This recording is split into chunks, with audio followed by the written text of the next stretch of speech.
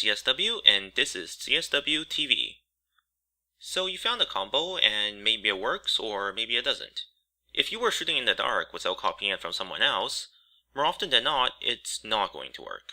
Most combos are simply not viable, and there's a good reason for that. Remember, for a combo to be viable, it has to have three things: easy to land, effective at dealing damage, and leave enough skill slots open so you're versatile enough to land the combo in the first place. When I say easy to land, I am not referring to how easy it is for you to perform the combo, but rather how hard it is for your opponent to get out of the combo. Acupuncture only lasts one hit, and days last a very short period of time. Thus, chaining Flaw Exposed into a skill that does not launch or prone your opponent makes your combo very hard to land, if not impossible. Now, if you have been fighting other players, you will notice that people sometimes get up when they are knocked prone or launched. This is known as recovery. So if people can recover, why don't they do it all the time? Well, there are actually two ways of thinking about this. I will explain it in the simplified way in this video. When you are knocked prone or launched, you can classify it as either being hard or soft.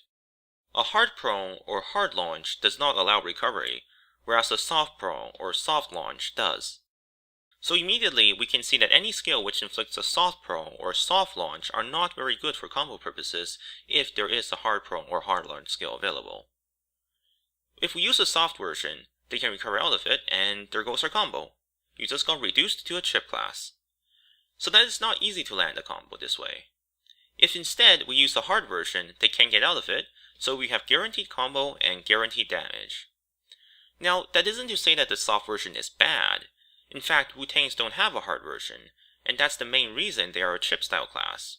However, for combo-based class, the hard version makes them more viable because it's easy to land. Now, let's examine a common mistake that people make: chaining Acupuncture or Daze into grab. Again, there are some situations where this is acceptable. However, most of the time you don't want to do it because it's not a real combo. Why? The simplest way is to just see it for yourself. Here's an example of Acupuncture into grab. Oh look, they lost like, what, 5% HP? Okay, not bad. What if we now use the viable combo? Well crap, they just lost half their HP. And this is the main reason that Acupuncture or Daze into grab is not a viable combo, because its damage only tickles. Another mistake that people make is stacking control skills together. You can stack Acupuncture and Acupuncture, and you can stack Daze and Daze. Interestingly though, you also can stack Prone and Acupuncture, or Daze and Acupuncture. In fact, you cannot stack any control skills together at all. So stacking control skills do not make combos either. Finally, some people like to come up with elaborate combos. But the problem here is that we have a limited number of skill slots. What good is a combo if you can't land it?